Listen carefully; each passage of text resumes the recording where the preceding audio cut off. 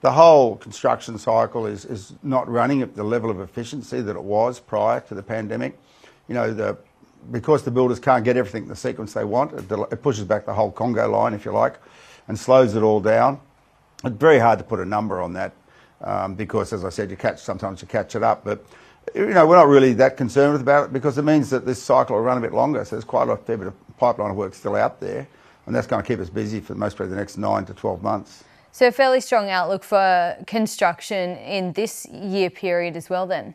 Yes, definitely. As I said, there's still trade shortages and things. And so I think what we really want to see, I think it's in everybody's benefit, that it just slows up enough so that there's trades available when they're required to build these houses efficiently. So when you're talking about trade shortages, you're talking about labour shortages essentially. Are there any signs that that's easing? No, not really. It's still pretty tight in Victoria. It's mostly the worst part around Australia. Bricklayer rates are very high all over the country.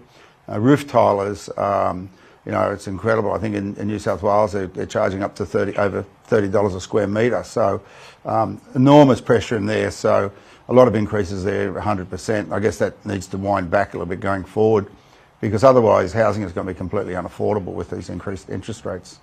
Well, talking about increased interest rates, we've seen 5 rate increases from the RBA so far. From your read, are they having any effect on demand so far? Well, anecdotally, we're hearing that a lot of the display homes are pretty quiet. So that's, we're not seeing it because there's a strong pipeline, but eventually that'll feed into it and the builders will decide to slow down the rate of construction so they can, get everything back in order and get some of these, rates that they're paying, back at a reasonable level. Talking about price increases, what cost pressures are you seeing in your business? Yeah, look, the biggest impact we've had has been international shipping. That was just incredible. At one point it was like up 400%. It's come back a little bit now, but it's still a problem. But the things that are affecting us more is the fact is that you can't get a truck when you want it. Timber pallets have doubled in price and they're hard to come by. You can't get a container. Those are all the sorts of things that are adding to our costs. It's the fact that you're being disrupted in what your normal sort of business would be is really sort of driving the cost pressure.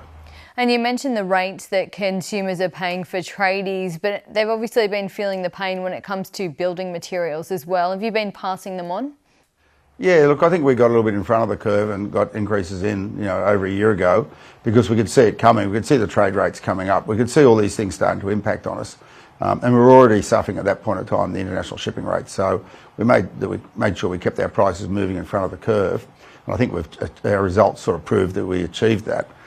So everybody's looking forward to things maybe slowing down just a little bit and rates coming back, and then hopefully the interest rates won't have to go too high because history shows the Reserve will keep increasing interest rates until it gets the economy under control. And it's always the last rate increase that brings housing to a grinding halt. So. Well, turning overseas, and it was a pretty strong performance in North America. What was happening there in that period? Well, look, everything that we're seeing here, we're also seeing over there. Shortage of people to work in our factories, a disruption because of COVID, lack of trucks, all these sorts of things were affecting us. But one of the main areas where we work is large commercial projects, and they were particularly impacted because a lot of them were shut down because of COVID. And so that part of our business suffered for quite a while. It has come back over the last 12 months. The housing sector has been very strong there, and we've been supplying a lot of product into Texas and across those southern states.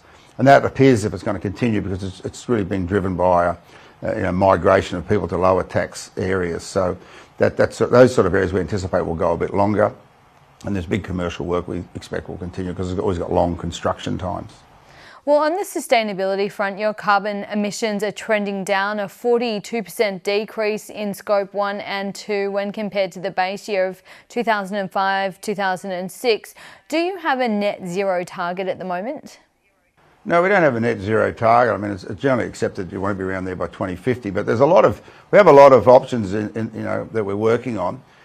Some of them are carbon capture and storage, which I think is pretty interesting.